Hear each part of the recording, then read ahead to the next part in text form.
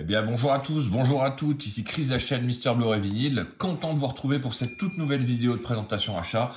Aujourd'hui, une vidéo sur une de mes dernières commandes. Il s'agit d'une commande chez Blue Cats, une commande de 10 films pour 50 €. Donc on va tout de suite ça ensemble après le générique les amis. Allez, c'est parti!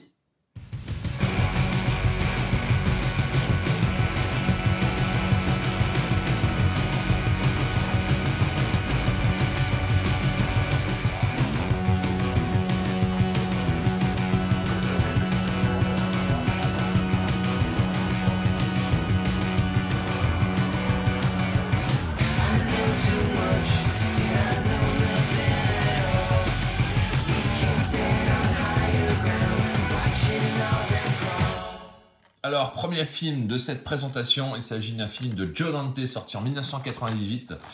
Il s'agit de Small Soldiers, un excellent film, un excellent divertissement. Alors, au niveau de l'histoire, champion de l'armement high-tech, la firme Golbotech étend désormais son activité à la fabrication de jouets. Et quoi de mieux que de les équiper de microprocesseurs révolutionnaires, d'abord destinés à des armes. Cela fonctionne si bien que les Small Soldiers, de redoutables soldats miniatures, obéissent à la lettre à leur programme militaire. Faire la guerre aux gorgonites, des monstres de leur taille. Les deux camps prennent pour champ de cible une petite ville de l'Ohio dont la tranquillité va voler en éclats.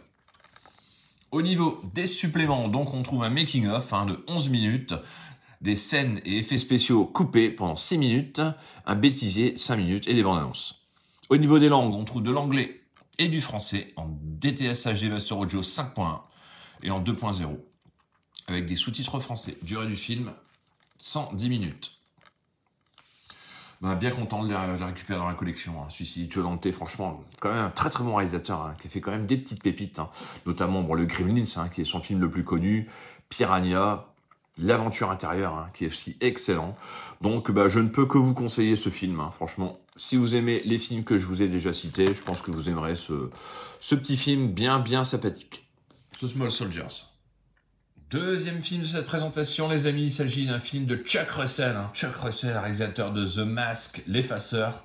Et là, il nous signe Le Blob. Alors celui-ci, je l'ai vu il y a très longtemps également. J'en ai quasiment plus aucun souvenir. Je sais que c'est un remake. Un film à l'époque avec Steve McQueen, que je n'ai jamais vu. Donc je vais me baser sur celui-ci, même si ça fait très longtemps que je ne l'ai pas vu, mais il m'avait quand même laissé un souvenir quand même assez impérissable. Quand même des scènes assez gore de mémoire. Alors le film date de 1988. Au niveau de l'histoire, un monstre étrange venu d'ailleurs, informe et gélatineux, dévore tout ce qui vit, en particulier les êtres humains dont il se régale. Mais avant qu'il n'ait complètement digéré une ville dont il s'est régalé, Meg Penny et Brian Flagg découvrent que le blob fuit la neige carbonique, tels les vampires face au crucifix. Au niveau des suppléments, il y a pas mal de petits trucs. Entretien autour du film avec Olivier Père, journaliste et directeur de la programmation d'Arte pendant 20 minutes. Entretien autour du tournage de The Blob avec le réalisateur Chuck Russell pendant 24 minutes. Entretien avec le chef-op, Mark Irvine, 18 minutes. Entretien avec le créateur des effets spéciaux, Tony Gardner, 22 minutes. Des bandes annonces, 3 minutes. Spot TV, 30 secondes. Au niveau des langues, donc on trouve de l'anglais en 5.1 DTS HD Master Audio et en 2.0 et du français en Dolby Audio 2.0. Film interdit aux moins de 12 ans pour 94 minutes de programme. Donc hâte de revoir ce film. Franchement, il m'avait laissé un très très bon souvenir, donc content de l'avoir récupéré dans la collection. Ce Blob de Chuck Russell. Troisième film que j'ai récupéré, un film que je n'ai pas vu. Un film de Jean Renoir, donc quand même un très très vieux film de 1939, apparemment un chef-d'œuvre du cinéma français, éblouissant par sa mise en scène. Si on se repère à ce qui est indiqué au verso du fourreau, il s'agit de La règle du jeu. Alors celui-ci, je ne l'ai jamais vu. Les notes, les critiques sont dithyrambiques concernant ce film. Franchement, j'ai hâte de le découvrir. Je sais qu'il existe une version 4K. Voilà, j'ai préféré prendre la version Blu-ray à bas prix. Je verrai bien si le film est vraiment exceptionnel pour moi. Je pense que je passerai au 4K. Donc, toujours chez ESC. Au niveau de l'histoire, un reporter de Radio Cité commente l'arrivée de l'aviateur André Jurieu sur l'aéroport du Bourget, attendu par une foule en liesse alors qu'il est 22 heures. Jurieu vient d'accomplir une performance étonnante. Il a traversé l'Atlantique en 23 heures à bord de son monoplace. Ce faisant, il espérait reconquérir l'amour d'une femme, Christine, déjà mariée.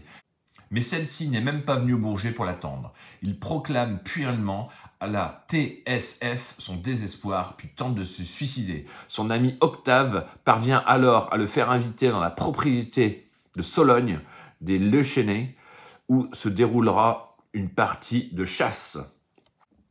Alors le film est proposé ici dans une version intégrale de 106 minutes, avec une image en 1.33, 4/3, noir et blanc.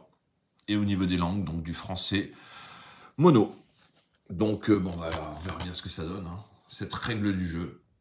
Quatrième film de cette présentation, les amis, il s'agit de nouveau d'un film de Joe Dante, The Burbs, les banlieusards. Au niveau de l'histoire, Ray Peterson habite Mansfield Place, une rue paisible de Hinckley Hills, dans le Midwest des États-Unis. Ce père de famille sans histoire décide de passer sa semaine de congé chez lui et de profiter du calme du quartier pour se reposer. Mais d'étranges événements ont lieu depuis qu'une nouvelle famille, les Klopek, s'est installée dans la rue.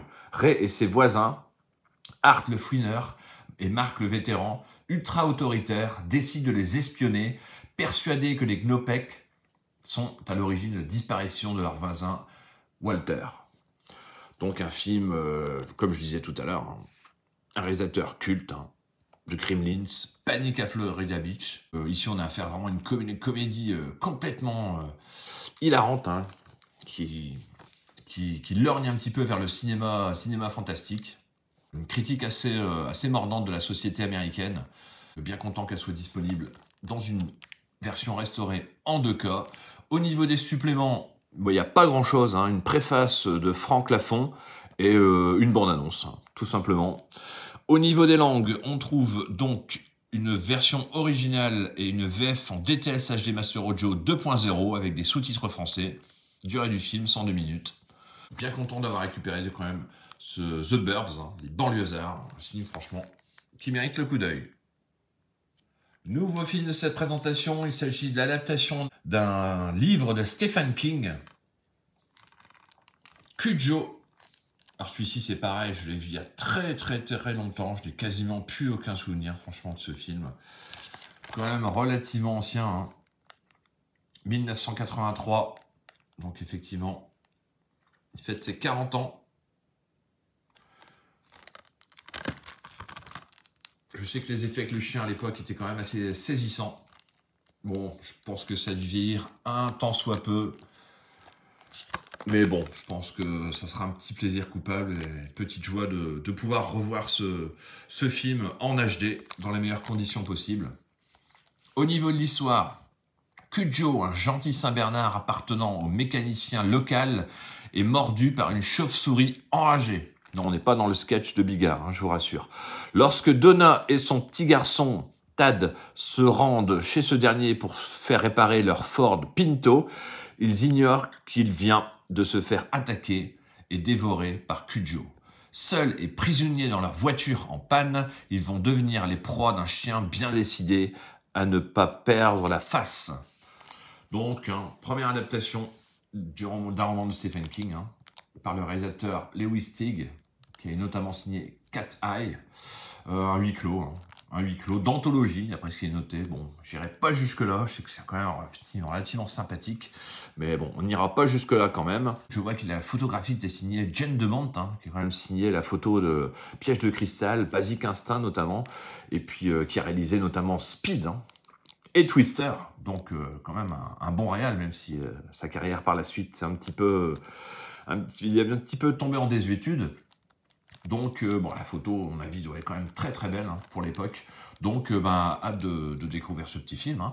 Au niveau des suppléments, il y a pas mal de petits trucs, hein, je vous avouerai. Bon, il n'y a pas forcément il y a un commentaire audio de Ligaline, en VO sous-titré français. Il y a un compositeur ne peut pas rêver mieux, de 36 minutes, hein. c'est le compositeur Charles Bernstein hein, qui parle de la musique créée pour le film, etc. On trouve également des spots TV, une bande-annonce originale, Dans la tête du chien, durée de 28 minutes, et Dog's Days, le making-of de Cujo, pour 43 minutes, ainsi qu'un vrai tour de force pour une femme qui dure 42 minutes. Et ben dites-moi, il y a énormément de bonus hein, sur ce petit amarré, ça fait plaisir. Et donc, au niveau des langues, on trouve du français en DTS HD Master Audio 1.0 et pour la VO, du DTS HD Master Audio 5.1 et 2.0. Et la durée du film est de 93 minutes. Donc, bah voilà pour ce Cujo. Hein. Si vous ne l'avez pas vu, franchement, je vous incite à le voir. Moi, il m'avait quand même laissé un très bon souvenir. Bon, on verra à la revoyure ce que ça donne. Mais bon, je ne peux que vous encourager à voir cette adaptation de Stephen King. Alors, 6e film de cette présentation, il s'agit d'un film de Sidney Lumet, Network, main basse sur la TV. Un film de 1976 avec au casting Faye Dunaway, William Holden, Peter Finch et Robert Duvall. Un excellent casting. Hein. Apparemment, ça a l'air d'être un film culte que je n'ai pas vu. Donc, je connais quand même Sidney Lumet parce que j'avais récupéré Serpico il n'y a pas si longtemps que ça. Et franchement, c'est un excellent film. Il a signé également 12 hommes en colère, qui est pour moi un pur chef-d'œuvre. Hein. Donc, j'ai hâte de découvrir ce film. Hein. Tout simplement que je n'ai pas vu. Au niveau de l'histoire, donc c'est Howard Beale, les présentateurs du journal télévisé sur UBS depuis 15 ans, devant une forte baisse d'audience et malgré les protestations du responsable de l'information Max. Alors, au niveau de l'histoire, Howard Beale est présentateur du journal télévisé sur UBS depuis 15 ans. Devant une forte baisse d'audience et malgré les protestations du responsable de l'information Max Schumacher, la chaîne décide de se passer de ses services. Désespéré, Howard Beale annonce son suicide en direct à la télévision. Dès lors, sa cote de popularité explose et Diana Christensen, responsable de la programmation, lui donne carte blanche pour animer sa propre émission. Bah, écoutez, le pitch a l'air quand même relativement sympathique. Le film a été récompensé par 4 Oscars. Au niveau des suppléments, il n'y a uniquement qu'une bande-annonce. Et au niveau des langues, donc on trouve une VF en DTS HD Master Audio 1.0 et la VO est du même acabit en DTS HD Master Audio 1.0, des sous-titres français. La durée du film est de 121 minutes. Bah, écoutez, j'ai hâte de voir ce film. Hein. Apparemment, les critiques, pareil, sont assez explosives. Donc, je ne pense pas être déçu. Un film de 76, hein, encore un très très bon film des années 70. Donc, que je ne peux que vous conseiller, même si je ne l'ai pas vu à mon avis. Sidney Lumet, c'est quand même du très très lourd. Hein. Donc, Network. 7e film de cette présentation, les amis. Il s'agit d'un film de Luca Guadagnino, Call Me By Your Name. 4 nominations aux Oscars. Au casting, Armie Hammer, Timothée Chalamet, Michael Stuhlbarg. Donc c'est un film de 2017. Luca Guadagnino, c'est quand même un excellent réalisateur. Alors, moi j'avais adoré son remake de Suspiria, qui était excellent. Et son dernier film, Bones and All, qui était quand même assez stupéfiant également, avec Timothée Chalamet. Hein. De nouveau. Au niveau de l'histoire de celui-ci, donc on est en été 1983. Elio Perlman, hein, qui est joué par Timothée Chalamet, 17 ans, passe ses vacances dans la villa du XVIIe siècle que possède sa famille en Italie, à jouer de la musique classique, à lire et à flirter avec son ami Martia. Un jour, Oliver, donc qui est joué par Armie Hammer, un séduisant américain qui prépare son doctorat, vient travailler auprès du père d'Elio. Elio et Oliver vont bientôt découvrir l'éveil du désir au cours d'un été ensoleillé dans la campagne italienne qui changera leur vie à jamais. Alors, je n'ai pas vu le film, hein, donc ça va être vraiment une découverte pour moi. Au niveau des bonus, il y a photo d'Italie, réalisation de Call Me By Your Name, conversation avec Armie Hammer, Timothée Chalamet, Luca Guadagnino, commentaire audio avec Timothée Chalamet et Michael Stuhlbarg. Et voilà, au niveau des langues, on trouve du français, de l'anglais, de l'espagnol en DTS HD Master Audio 5.1, c'est quand même pas mal ça, avec des sous-titres français, anglais, espagnol, néerlandais. Je sais que la BO du film est signée Sufjan Stevens, qui est un excellent compositeur américain, musique indépendante. Franchement, je vous conseille. Si vous ne connaissez pas, voilà, The Call Me By Your Name. Dites-moi en commentaire ce que vous en avez pensé, si vous l'avez vu. Moi, j'ai quand même hâte de le découvrir. Les critiques sont très très bonnes, donc on va voir ça. 8e film de cette présentation, il s'agit d'un film de 1982, un film de Tony Richardson avec Jack Nicholson. Il s'agit de Police Frontière avec Harvey Keitel, Valérie Perrine, Warren Watts. Je ne connais pas du tout ce film. Je suis allé un petit peu m'enseigner au niveau des critiques. Pareil, ça a l'air d'être vraiment pas mal. Au niveau de l'histoire, donc le policier Charlie Smith est muté à El Paso, près de la frontière mexicaine. Il intègre les équipes chargées de lutter contre l'immigration clandestine et découvre la corruption qui règne dans la police locale. Parallèlement, il se prend d'affection pour Maria, une jeune clandestine. Au niveau des suppléments, donc on trouve un hommage à Tony Richardson, qui est réalisateur, enregistrement audio réalisé le 31 mai 1992 au National Film Theatre et qui dure 57 minutes. Au niveau des langues, on trouve de l'anglais mono en DTS HD et du français mono en DTS HD avec des sous-titres français. Durée du film, 108 minutes. Écoutez, hâte de découvrir ce film que je n'ai pas vu. Donc n'hésitez pas à mettre en commentaire si vous l'avez vu, savoir ce que vous en pensez.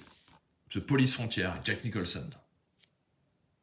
9e film de cette présentation, il s'agit d'un film de 1983, un film de John Van Damme, Tonnerre de feu. Alors celui-ci, je l'ai vu, pareil, je devais avoir une dizaine d'années.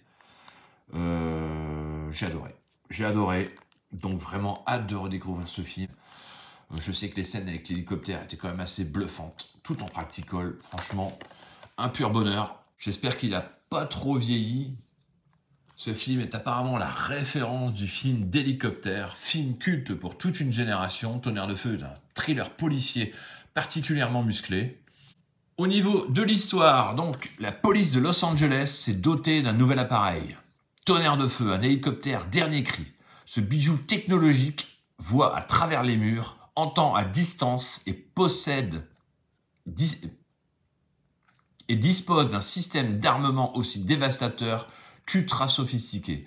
Il doit être utilisé pour la surveillance des prochains Jeux Olympiques, mais Frank Murphy, qui est joué par Roy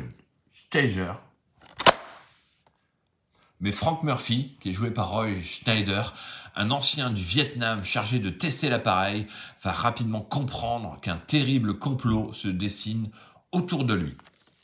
Au niveau des suppléments, on trouve un commentaire audio de l'équipe du film, la conception d'hélicoptère de Tonnerre de feu, un making-of, partie 1, pré-production, partie 2, production, partie 3, post-production, un clip promotionnel et une bande-annonce. Au niveau des langues, on trouve du français en DTS HD Master Audio 5.1 et de l'anglais au même format, en DTS HD Master Audio 5.1 également, avec des sous-titres français, durée du film 110 minutes. Donc un excellent film de 1983, pareil, qui fait ses 40 ans cette année, que je vous conseille. Si vous ne l'avez pas vu, franchement, c'est une petite bombe, ce Tonnerre de feu de John Van Damme.